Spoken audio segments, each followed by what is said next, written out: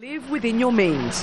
That's the blunt message the International Monetary Fund has delivered to the United States. In a new report on the world economic outlook and global financial stability, the IMF has lowered its 2011 economic forecast for the US after the first quarter. It's not necessarily particularly good news for the United States, of course, which only has about 2.5% growth, which is not very much in a historical perspective for the United States. The fund says economic activity has slowed and is urging Washington to reform its social security and medical spending and boost tax revenues. The report's negative findings are compounded by concerns the US could go into a technical default if it doesn't raise its debt ceiling to above $14.2 trillion by August.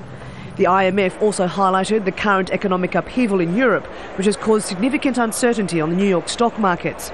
That's pushed investors away from risky stocks and towards safer assets such as government bonds. There have been some gradual signs of recovery, but the US economy is still far from healthy. The unemployment rate remains stubbornly high at 9.2%.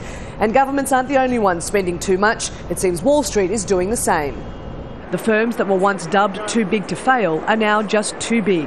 According to the New York Times, investment banks on Wall Street are cutting back this year, even though many of them have bounced back from the 2008 recession. Generally weak markets, uncertainty over regulations, debate over raising the US debt ceiling and the economic turmoil in Europe are all forcing banks to act.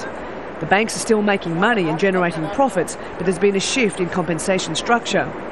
Employees were often motivated to take big risks because they collected a big bonus.